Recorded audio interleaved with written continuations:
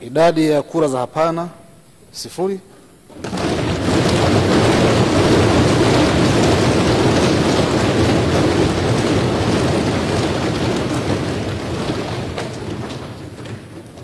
Kura zilizoharibika 2.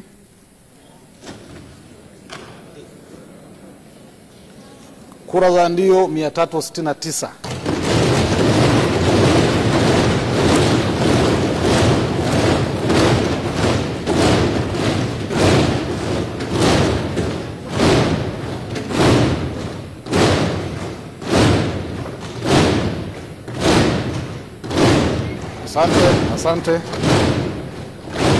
Asante. Na hii inafanya idadi ya kura zote zilizopigwa kuwa 371.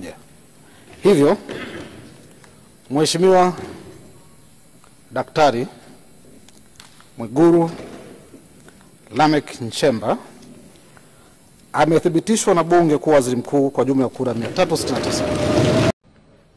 Nimpongeze sana Mheshimiwa Rais Dr. Samia Suluhu Hassan kwa kuchaguliwa kwa kishindo na Watanzania. Ushindi huo ni uthibitisho wa imani kubwa Watanzania walionayo kwake pamoja na serikali yake.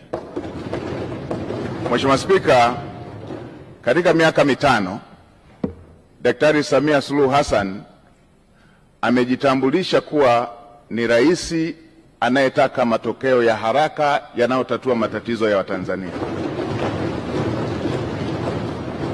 Amefanya hivyo wakati alipoapishwa kulikuwa na tatizo kubwa la umeme.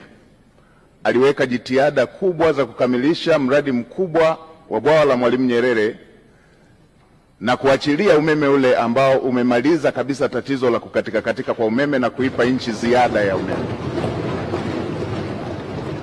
Alipoingia madarakani kulikuwa na tatizo la vifo vya kina mama wajawazito pamoja na watoto kutokana na upungufu wa hospitali na vituo vya afya.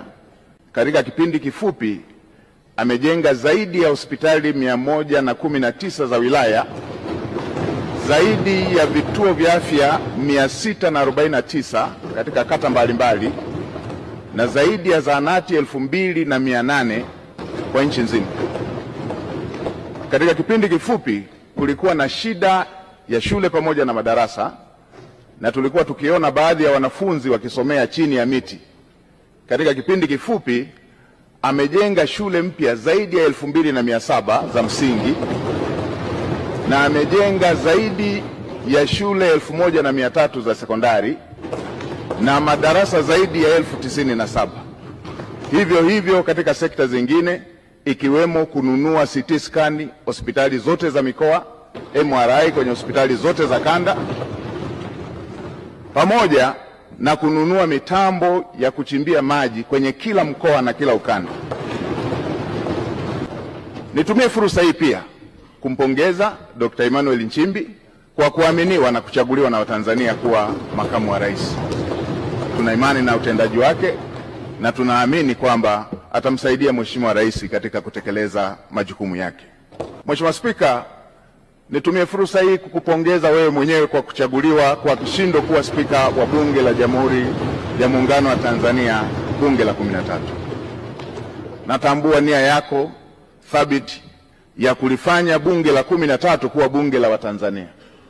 Niahidi kwa niaba ya serikali tutatoa ushirikiano wa dhati kuweza kuhakikisha kwamba unatimiza malengo yako hayo ya kulifanya Bunge la 13 kuwa bunge la Watanzania. Natambua ukubwa wa kazi iliyo mbele yetu. Kazi kubwa kwa nafasi niliyopewa, lakini kazi kubwa ya serikali, lakini kazi kubwa kwa Watanzania wote. Mheshimiwa Spika, nchi yetu chini ya uongozi wa Dr. Samia Suluhu Hassan hivi majuzi ilitunga dira mpya ya 2025-2050 na awamu ya pili ya serikali ya awamu ya 6 ndio itakuwa awamu ya kwanza ya kutekeleza dira mpya. Na Mheshimiwa Spika, unatambua kwenye mbio za vijiti za kupokezana, mwanzishaji wa mbio hizo kipande cha kwanza asipokimbia kwa mbio ndefu kwa spidi kubwa, hata wale watakaokuwa wanampokea watakuwa tayari wamechelewa.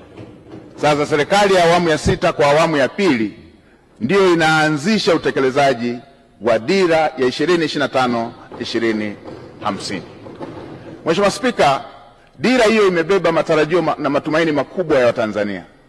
Dira hiyo imebeba matumaini makubwa ya vijana ambao ndio hasa walengwa wa dira hiyo.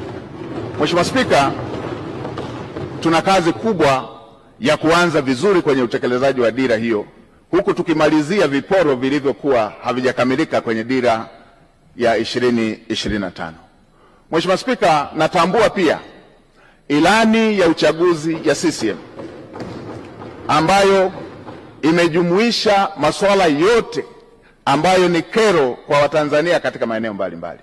Na nilikuwa nafuatilia hata kampeni za uchaguzi, na ninyi waheshimiwa wabunge, kila eneo mlikuwa mkijiaziliza yale ambayo yapo kwenye ilani ambayo ni mahitaji ya Watanzania katika maeneo yenu. Ilani hiyo imebeba matumaini makubwa ya Tanzania, na hasa kwa kuzingatia kwamba Dr. Samia Suluhu Hassan amejitambulisha kuwa ni rais wa matokeo ya haraka, rais anayetatua matatizo ya Tanzania.